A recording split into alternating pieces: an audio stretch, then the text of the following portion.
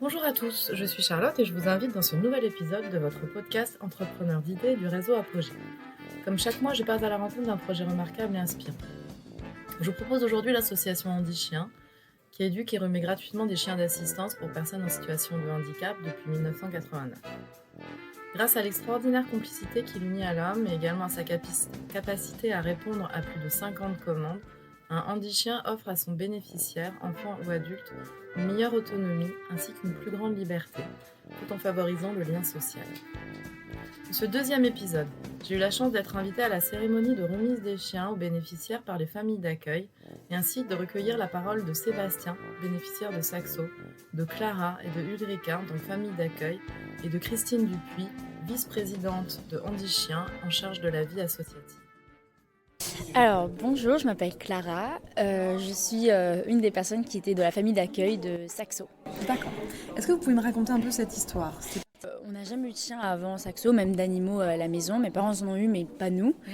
Et c'est vrai qu'on aurait voulu avoir un chien et après on a appris on a vu dans des forums d'association cette histoire de Handi Chien et on s'est dit ça a l'air trop bien, même juste être famille d'accueil pour un week-end. Et du coup, on s'est proposé. Et un jour, alors qu'on était en balade, on reçoit un appel. Donc à l'époque, c'était Lisa. Et Lisa, elle nous dit écoutez, est-ce que vous êtes toujours OK pour accueillir un chien ? On a des nouvelles recrues qui arrivent. Est-ce que vous voulez ? Et on a dit oui, bien sûr. Et donc, on s'est lancé. Et donc voilà. Et depuis, c'est trop bien. Donc, c'est une première expérience qui a duré combien de temps ? Et maintenant, ça fait 2 ans. Vu que ça commence à l'année, donc voilà. Donc c'était 18 mois, c'est ça ? C'est ça, oui, c'est 18 mois. Et après, vers la fin, il était plus en alternance, c'est-à-dire qu'il rentrait les week-ends. Et en semaine, il restait au centre pour s'entraîner un peu plus intensément. D'accord.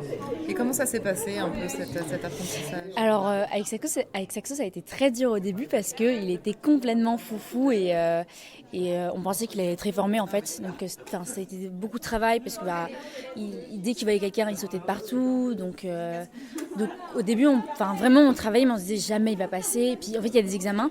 Il y a 2 examens, je crois. Et on se dit quand il y aura l'examen, je sais pas comment ça va se faire parce qu'il va sauter sur le jury, c'est sûr. Ça passe pas.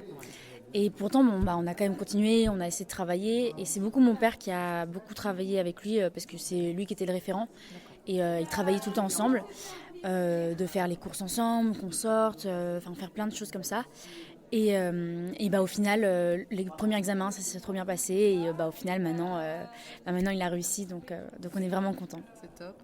Et est-ce que ça veut dire qu'il fallait que tout le monde s'y mette un petit peu ? C'est un projet familial ? Alors oui, c'est vrai qu'on était tous dans la famille. En fait, vu qu'on était plusieurs, on en profitait justement. Comme ça, on pouvait tout le temps travailler avec lui, de l'amener à plein d'endroits ou de le sortir et tout ça. Donc c'est vrai que c'est vraiment au final, c'était vraiment un travail de groupe et même tous ensemble. Et dans la famille, nous, ça nous a beaucoup unis d'avoir Saxo en plus. Que ça vous a apporté beaucoup. Ouais, vraiment. Mais même pour tout le monde, toute famille d'accueil, ça apporte beaucoup de liens avec déjà un chien de manière générale. Et puis là, en plus, il y a une histoire, il y a une aventure derrière qu'on construit et pour un but. Donc ça, c'est trop bien. Super. Est-ce que vous êtes combien à la maison ? On est 5. On est 5. D'accord. Et donc avec les frères et sœurs aussi, ça se passait bien ? On essayait tous les trois. Tous les trois, on était autant. Là, on était au lycée, donc en même temps, on sortait des cours, on venait et tout ça. Mais on a essayé de travailler tous ensemble, et donc c'est super. Super. Et donc aujourd'hui, qu'est-ce qui s'est passé ? Donc aujourd'hui, c'était la cérémonie où Saxo est parti en stage la semaine dernière. Il a été remis. Sébastien l'a eu pendant une semaine. Et donc là, aujourd'hui, c'était la cérémonie où on disait au revoir. Effectivement, mais quand on a eu Saxo au début, beaucoup de gens nous disaient c'est trop bien comme aventure, mais vous êtes sûr que vous allez y arriver ? Parce que c'est dur de se dire on va se séparer. On a vécu avec lui pendant tellement longtemps et on est tellement proche de lui. Est-ce que ça va aller de se séparer ? Et nous, on se disait oui, mais on le sait dès le début, on a conscience et on essaie de garder ça en tête. Même si c'est vrai que quand il a grandi avec nous, on avait l'impression que c'était vraiment notre chien. On se dit c'est notre petit loup quoi. Mais c'est vrai que on savait aussi que va falloir qu'on le donne. Faut qu'on en ait conscience mais en même temps c'est un peu une fierté de se dire comment il a grandi et tout ça, c'est trop bien. Donc c'est grâce à vous quoi, clairement. Ouais. Vous deux, et beaucoup et surtout mon père. Cynthia elle leur disait tout à l'heure à la cérémonie. Vraiment un travail assidu. Au final ça marche et. Voilà. qu'il Donc fallait voilà. s'accrocher, que Voilà. c'était pas forcément... Famille d'accueil, c'est pas le plus simple. Non. Il y a eu des moments difficiles et tout ça, mais le tout, c'est de s'accrocher et de travailler ensemble avec le chien. Et donc un voilà. résultat, Voilà. et d'avoir une impression d'avoir contribué, j'imagine. C'est ça, oui. Ouais. À l'amélioration peut-être de la vie de quelqu'un d'autre. C'est ça. Là, vous avez découvert Sébastien. On l'a rencontré aujourd'hui, on ne le connaissait pas avant. Et c'est trop bien, on sait qu'on va garder contact, qu'on va beaucoup parler. Il n'habite pas trop loin de nous, donc on va pouvoir se revoir. Donc ça, on est vraiment très contents. Et c'est ce qui compte, de continuer à toujours se voir. Donc voilà, un lien. Super, bravo. Est-ce que vous pensez reprendre un chien prochainement ou pour l'instant peut-être? Pour l'instant, peut-être pas. Moi, je vais me lancer dans mes études, donc je vais plus être trop chez moi. Déjà, je suis plus trop chez moi. Et après, mon frère et ma soeur, ça va être pareil quand ils vont finir le lycée. Donc il y aura que mes parents. Et après, je sais pas s'ils vont forcément reprendre un tout seul parce que ils verront bien. À voir. Ouais, à voir. C'était une très belle expérience. Ouais, on est vraiment très contents. Ok, super, bravo en tout cas. Merci. Moi, je m'appelle Sébastien. Je suis bénéficiaire d'un an de chien depuis 2015, de 2015 à 2022. Ouais. Car ma première chienne est partie, elle a pris son envol. Ouais. Voilà, depuis le 5 avril, j'ai fait la formation Handi-Chien pour renouvellement. D'accord. Et on m'a proposé quelques mois avant, on m'a proposé Saxo en essai. Ouais. Et c'est devenu mon binôme, D'accord. mon bras droit. Ok. Et vous dites que en fait c'est un atout incroyable de pouvoir avoir ce chien. Est-ce que vous pouvez nous raconter même avant, au tout début en fait, comment ça s'est passé? C'est vous qui souhaitiez avoir un chien? Moi je voulais avoir un chien entre guillemets lambda, un chien normal. Et j'ai une amie qui est actuellement bénéficiaire. Elle en est à son 3e chien. D'accord. Et elle me dit ouais mais le chien que tu veux il est trop volumineux. Ouais. Passe par l'association Handi-Chien. Et au début je dis ah non mais moi je suis pas assez handicapé parce qu'à l'époque je marchais. D'accord. Mais je marche sur des petites distances. Ouais. Et la personne en question m'a dit on va voir l'association. Et j'ai connu une bénévole qui est devenue une amie maintenant. Et j'ai posé un dossier et quelques mois après, on m'a dit voilà, on a peut-être un chien, on a peut-être un chien pour toi. Et Ça s'est passé assez voilà, vite en voilà. fait. Ouais, donc super. Et donc vous avez eu une première expérience. Une première expérience. Vous voulez nous en parler de votre chien? C'est très émouvant Ouais. parce que la première chienne s'appelait Image. Elle était sage comme une image. Elle portait très bien son nom. Et moi, c'était l'amour de ma vie. Et jusqu'à la fin, en vrai, j'ai supporté son départ sans craquer. J'ai pas craqué devant elle. Et j'ai fait, entre guillemets, j'étais fort pour elle. Et j'ai fait, pour moi, j'ai fait une... Les Handi-Chiens aussi ont un pouvoir de transfert pour moi, une passation de force. Voilà, on revient à la passation de force. Ça veut dire que moi, quand j'étais dans une période faible, ma gêne était forte. Et le jour où j'étais fort, ma chienne a lâché. Et elle m'a donné la force d'avancer. Et ça vous porte, ça. voilà, et voilà, c'est du bonheur. Et voilà, moi, mon chien, je le vois heureux, comme actuellement. C'est ça. Et c'est que du bonheur. Et j'adore Ça apporte beaucoup de la joie. Et les gens, quand les gens me voient avec le chien, avec mon nouveau chien, il est tellement un peu imposant que je me sens en sécurité. D'accord. Parce que comment ça se passe? Je me sens apaisé, il me ramasse les objets. Et ce qui est bien, c'est que c'est un chien qui anticipe. Je fais tomber un objet par terre, il va le ramasser. Et en vrai, quand je suis pas bien, il me sent en vrai, c'est mon éponge. Ouais. Les Handi-Chiens, c'est des éponges à émotions. Et ils savent nous canaliser. Ouais. Moi, ça fait, entre guillemets, on va dire un mois, avec le 15 jours d'essai et actuellement avec le stage, ça fait un mois qu'ils partagent ma vie. D'accord. Et c'est du bonheur. Ouais. C'est mon fils, c'est mon amour, c'est l'amour de ma vie. Ouais, j'imagine. C'est mon bébé. Ouais. Ça change littéralement votre vie. Ça change un Handi-Chien, ça change la vie. D'accord. C'est pas pour certaines personnes, oui, c'est un chien. Non, pour nous, c'est une aide technique. Ouais. Et plus qu'une aide technique, et sans les bénévoles, sans les familles d'accueil, nous, on serait dans une grosse galère. Ouais. Et c'est ça, j'ai l'impression, c'est ce que vous venez de me raconter, j'ai l'impression qu'Andy Chien, c'est une vraie famille. C'est une famille qui s'agrandit de jour en jour. Ouais. Parce qu'elle existe depuis 1989. Et je crois, si je ne me trompe pas, ils ont remis déjà 2500 chiens. Et un chien vaut quand même pas mal d'argent, vaut 18 000 €. Ouais. Et il faut clairement nous aider l'association, par des petits gestes. Ouais. Des petits gestes, des petits gestes, fera des gros événements. C'est ça. Donner, à adhérer à l'association. D'accord. Et il faut soutenir l'association. Ouais, complètement. Même des petites mains. Aider. Vous voulez dire en termes de bénévolat, peut-être? Bénévolat, famille d'accueil, et puis de dons. L'argent, voilà. Pour que l'association perdure. Les Andy Chien ont, voilà, avec le budget et tout, mais il faut aider Andy Chien. Ouais. Sans Andy Chien, nous, on serait pas pénalisés. C'est ça. Ma patte pour avancer. Merci beaucoup en tout cas De pour rien. votre témoignage. Si vous voulez rajouter quelque chose? Non. Soutenez Andy Chien. Ça marche. On passera le message. Merci beaucoup. Alors moi je suis Ulrike Hammer, vétérinaire et actuellement encore en formation de chirurgienne. Voilà. Merci beaucoup. Non, j'ai bougé beaucoup, un petit peu de France, un petit peu d'Australie et actuellement je suis basée à Paris dans une clinique qui fait que des chevaux et je me spécialise en chirurgie du cheval. Intéressant. D'accord, très bien. Et alors vous, votre expérience avec Andy Chien, ça se résume à quoi? Alors, du coup, j'ai accueilli Image de ses 2 mois à ses 18 mois environ jusqu'à ce qu'elle rentre en centre pour l'éduquer en tant que famille d'accueil. Donc ça, c'était assez chouette. Une vie de tous les jours avec un petit chien en essayant de suivre les façons d'éduquer d'Andy Chien. C'était une vraie bonne expérience. Et puis pour moi, c'était aussi mon premier chien. Donc quelque chose aussi de très important pour moi, assez fondateur. Je veux dire que c'est pas impossible d'accueillir un chien Andy Chien, même si on n'a pas eu l'expérience avant d'un chien à la maison. C'est tout à fait envisageable. Non, c'est totalement, on est totalement bien encadré. Moi, j'étais avec une déléguée.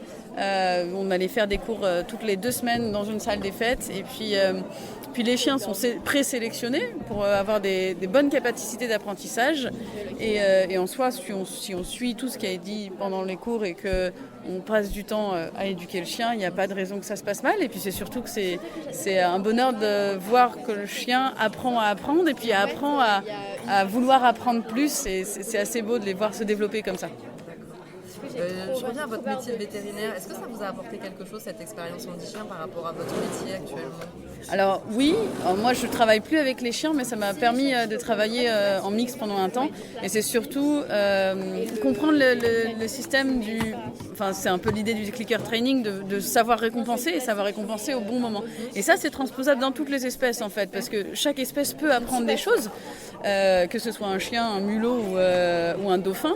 Et du coup, en fait, c'est savoir récompenser au bon moment pour favoriser l'apparition de certains comportements ou faire disparaître l'apparition d'autres comportements. Donc c'est vraiment passionnant. Et le chien, c'est quand même un médium, un animal qui fait tout pour apprendre. Donc pour des personnes qui sont relativement jeunes dans l'apprentissage, c'est beaucoup plus facile.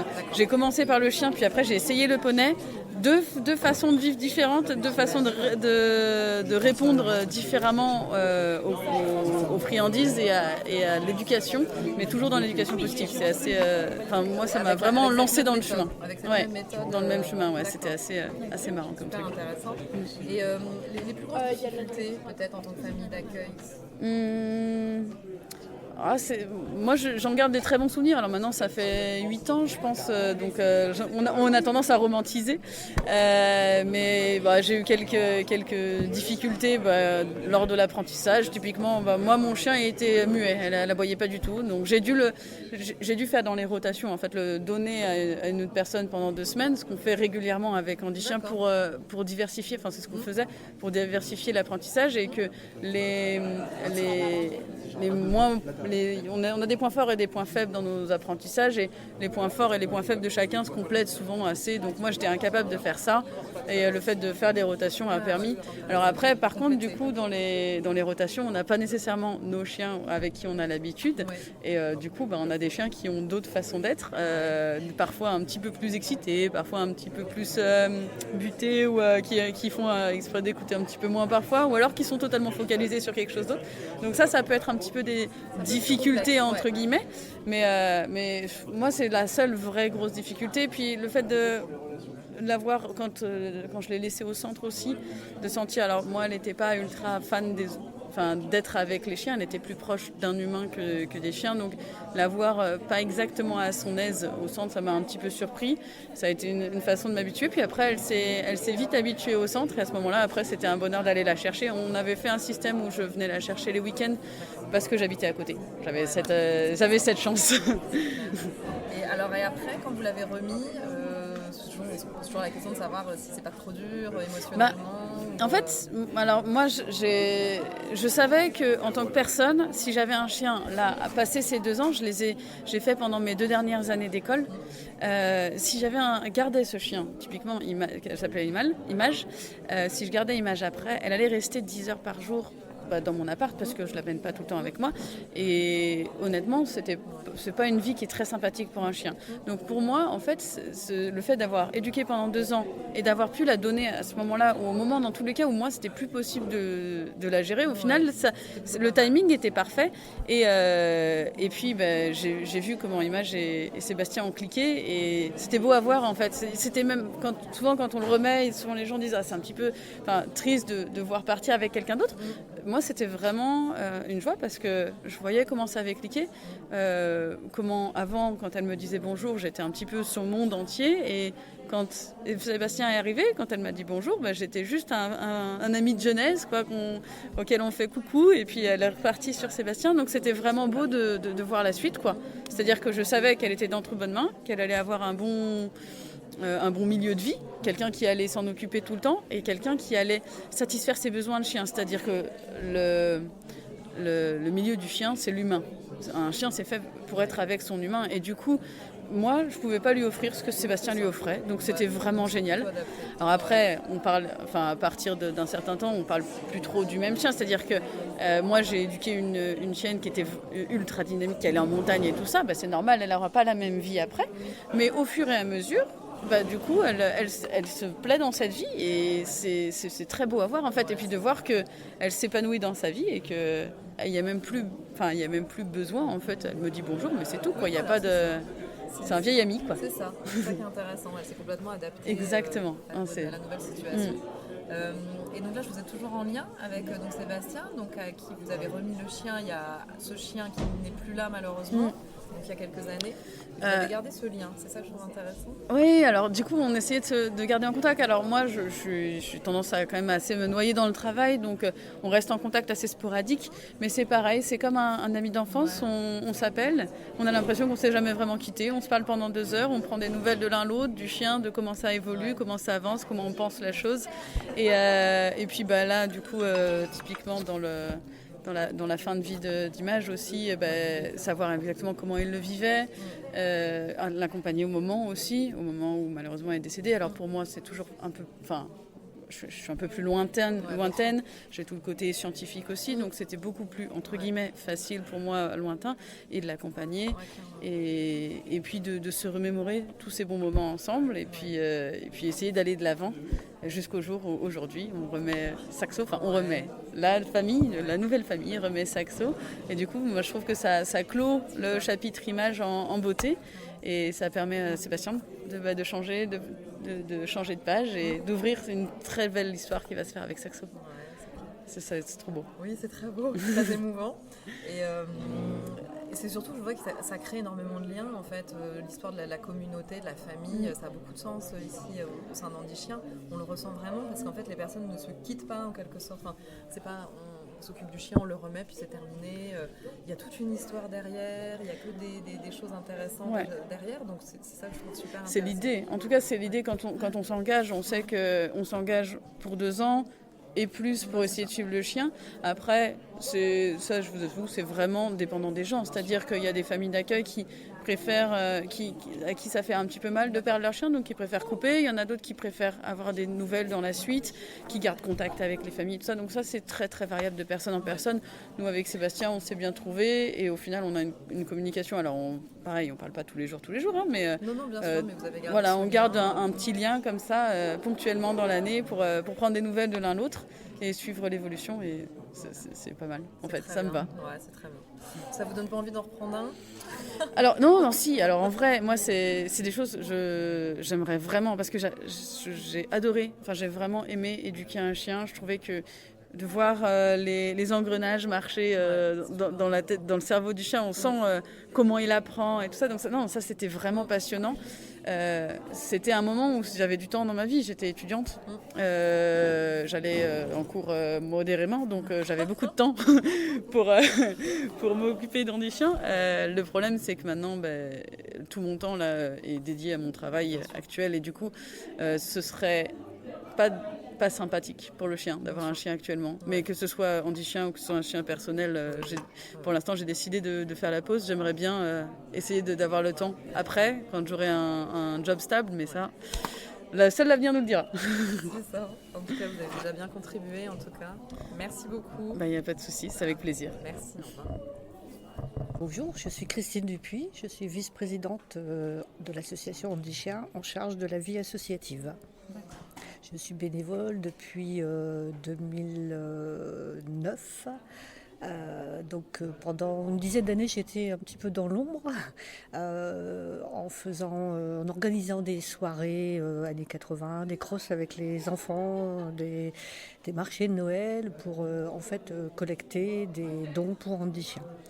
Jusqu'aux 30 ans, l'année des 30 ans de l'association, où j'ai eu le plaisir d'accueillir Marie-Claude Debré, la fondatrice, à Doulan sur une soirée années 80, et au cours de cette soirée j'ai évoqué mon souhait de m'investir davantage dans l'association, ce à quoi elle m'a vivement recommandé de poursuivre et de me présenter au conseil d'administration, ce que j'ai fait en 2019 donc, et j'ai été élue, j'ai eu la chance d'être élue immédiatement et 6 mois plus tard j'ai été propulsée à ce poste de vice-présidente en charge de la vie associative. D'accord. Et alors en quoi ça consiste finalement ce poste ? Alors la vie associative, finalement, ça regroupe énormément de choses. C'est essentiellement animer la vie de l'association. Donc au départ plutôt avec les bénévoles, donc les bénévoles qui soient familles d'accueil et délégués qui font la prééducation, ce qu'on appelle la socialisation du chien, mais également tous les bénévoles qui intervenaient comme moi de façon sur le territoire pour promouvoir l'association, ou les bénévoles qui interviennent dans les centres, par exemple. Mais finalement, ça touche aussi les bénéficiaires. Et puis, dès l'instant où on touche entre guillemets, à un maillon de la chaîne de solidarité, finalement, je travaille aussi. Enfin, je travaille. Ce n'est pas un travail, je suis bénévole. Je suis en lien avec les centres, je suis en lien avec les fonctions support de l'association et même de la communication, puisque je suis aussi dans le petit comité de rédaction du journal, du bulletin des acteurs. Donc, c'est vraiment extrêmement large et c'est compliqué de définir vraiment ce qu'est la vie associative. C'est ça. Vous travaillez vraiment effectivement avec toutes les entités. Tout à fait. Et c'est en ça où c'est, j'imagine, très intéressant. C'est très intéressant et moi je m'éclate complètement parce que je rencontre toujours de très belles personnes, quel que soit l'endroit où je vais. Alors aujourd'hui, c'est le summum du summum, mais quand j'assiste aux formations des futurs délégués, quand je vais dans les manifestations organisées par les bénévoles, quand je représente le président à certaines manifestations, à chaque fois, c'est que du bonheur de rencontrer de nouvelles personnes et surtout c'est beaucoup d'émotions en fait. C'est énormément d'émotions et ça, je reçois beaucoup. Voilà, c'est incroyable. Oui, alors moi c'est juste une première expérience là pour la remise des chiens, c'est déjà incroyable en termes d'émotions et on sent, c'est ce que j'évoquais, une véritable, quand vous avez parlé de famille, oui. Je trouve que ça prend tout son sens. Oui. Moi je n'avais pas compris que Je pensais que la vie un peu s'arrêtait à partir du moment où le chien était remis et que tout le monde repartait de son côté.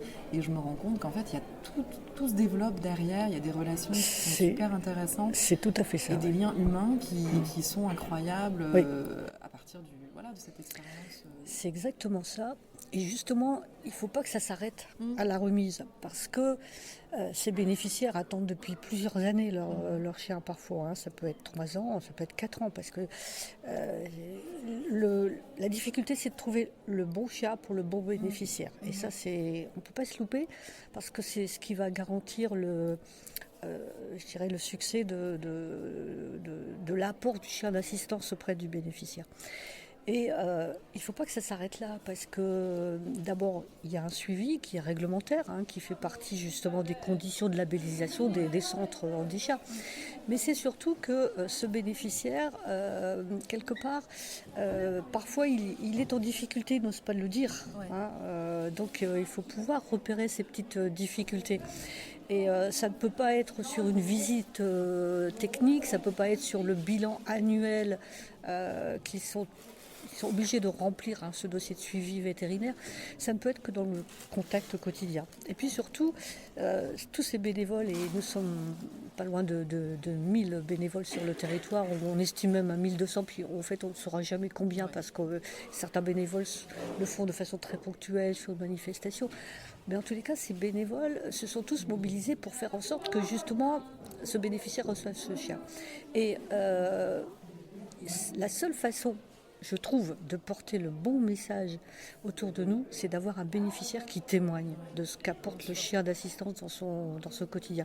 Ça donne du sens à ces 1200 bénévoles qui se mobilisent au quotidien pour cette mission-là, en tous les cas. Tout à fait. Actuellement, quels sont les gros besoins pour Andy Chien ? Alors les gros besoins, c'est le développement indispensable. Nous avons actuellement pas loin de 900 dossiers en attente. Nous avons besoin de remettre beaucoup plus de chiens d'assistance. Nos moyens ne nous permettent aujourd'hui d'en remettre que 150.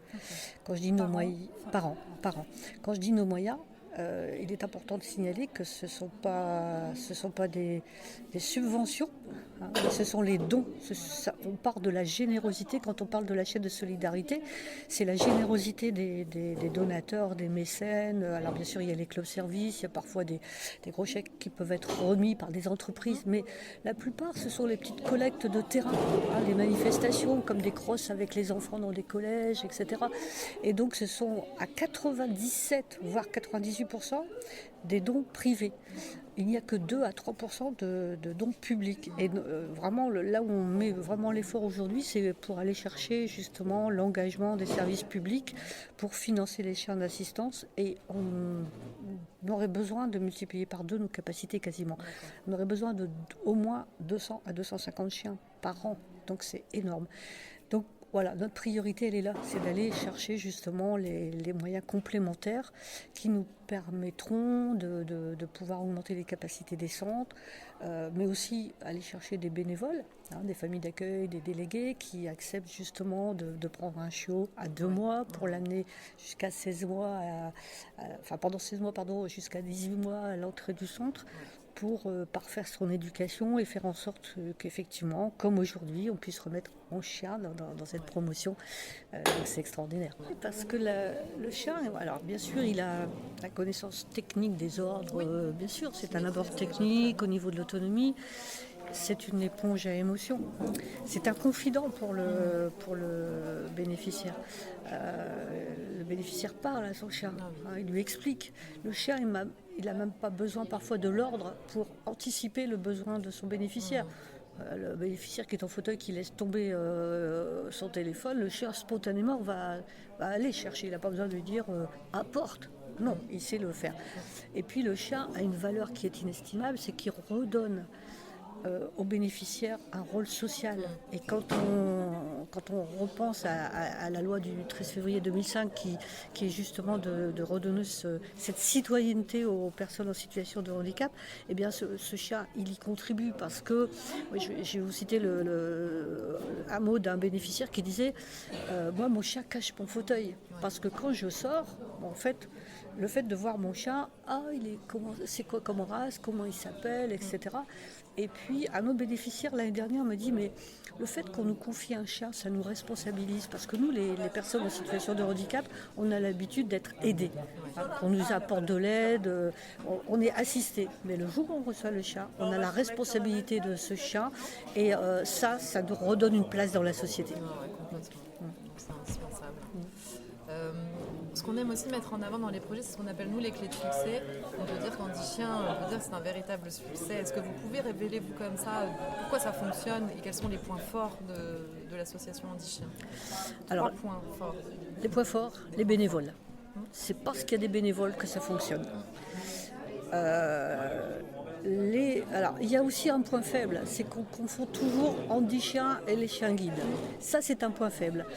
Les chiens guides bénéficient d'une notoriété qui est beaucoup plus ancienne que la nôtre.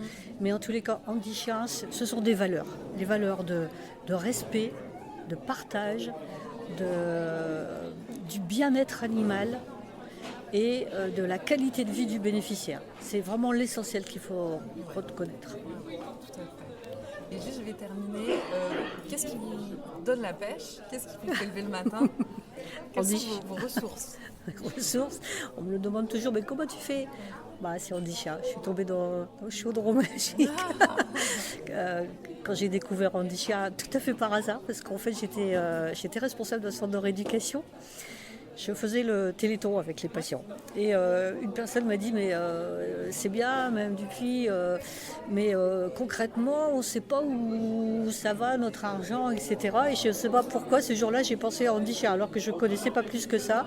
Et voilà, j'ai mis le doigt dans l'engrenage. Mais ce qui me donne la pêche, c'est quand je vois tous ces bénévoles, tous ceux qui sont capables de donner. Parce que c'est un vrai projet de famille, c'est toute la famille. Ce qu'on appelle la famille d'accueil, qui est un des membres de la famille qui est famille d'accueil, eh bien, le conjoint doit respecter les mêmes règles, les enfants doivent respecter les mêmes règles, sinon c'est comme un enfant. Papa autorise, maman dit non, ou l'inverse, c'est pas possible.